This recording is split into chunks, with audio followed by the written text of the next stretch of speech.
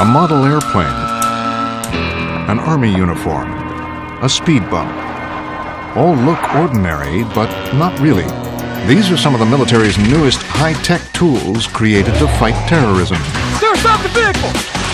The United States military is by far the most technological military that the world has ever seen. Today's military is moving faster, striking smarter, using technology to fight this new global threat.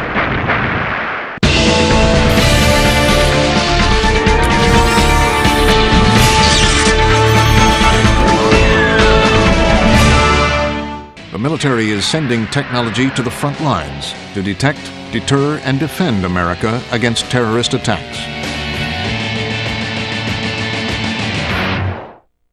Intelligence gathering is everything because the commander needs to know what the bad guys are doing.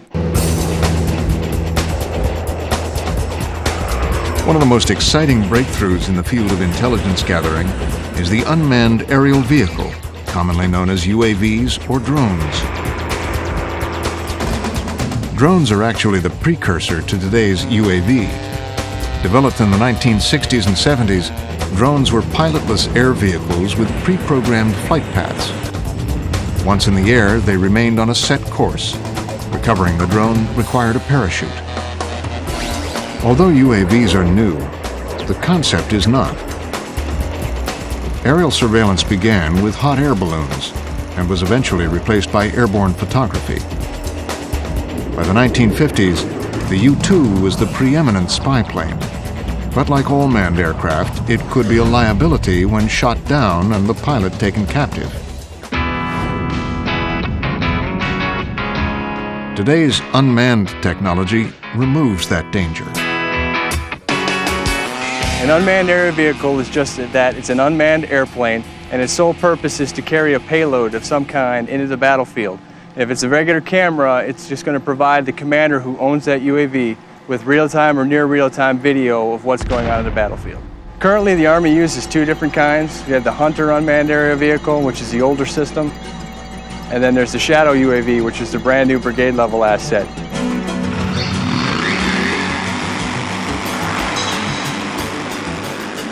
The Hunter is flown by two types of pilots on the ground.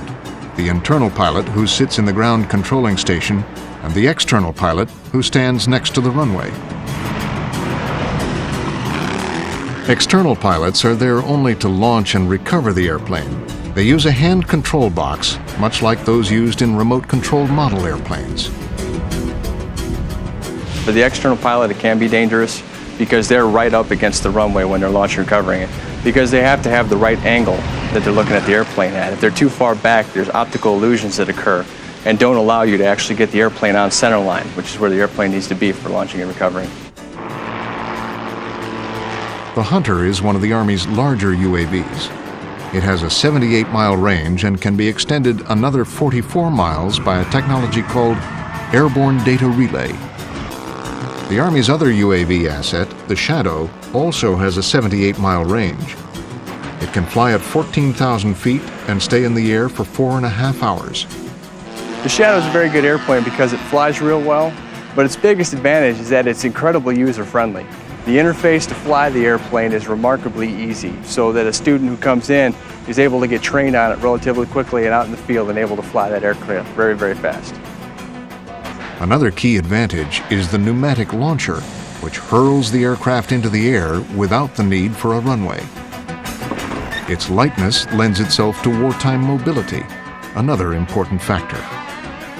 It's a really mobile system because everything is Humvee mounted, so it doesn't take nearly as many aircraft or nearly as large of aircraft to get it into theater and have it fighting for you relatively quickly.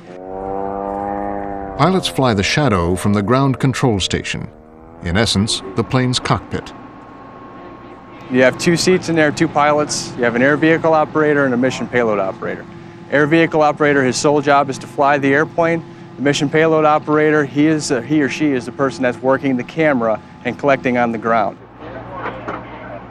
The mission payload operator controlling the camera can also receive the GPS grid coordinates of the target on the ground with enough accuracy that he or she can call for artillery fire to destroy the target.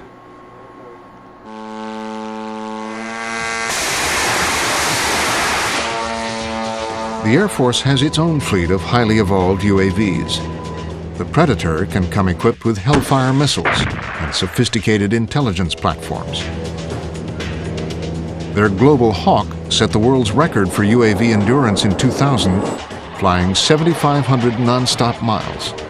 In Operation Enduring Freedom, Afghanistan, it registered 50 missions and provided 15,000 images to warfighting commanders. The Air Force's next generation of UAV is the UCAV, Unmanned Combat Air Vehicle. Beyond conducting surveillance and reconnaissance, it will be equipped with combat capabilities. The Navy is even developing its own version of the UAV. It's called an AUV, Autonomous Underwater Vehicle. AUVs are currently being tested for ocean floor feature detection, area assessment, and long-term surveillance.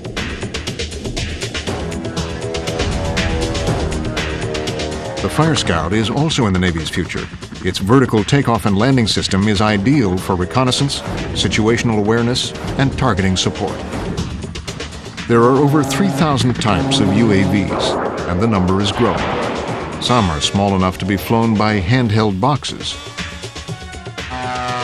There's no end to UAVs. If you can think of it, you can do it with a UAV. And there's any number of things that you can do, and it's all about survivability of the people on the ground. So whatever you can do to increase the survivability of people on the ground, and you can do it with the UAV, they will be doing it.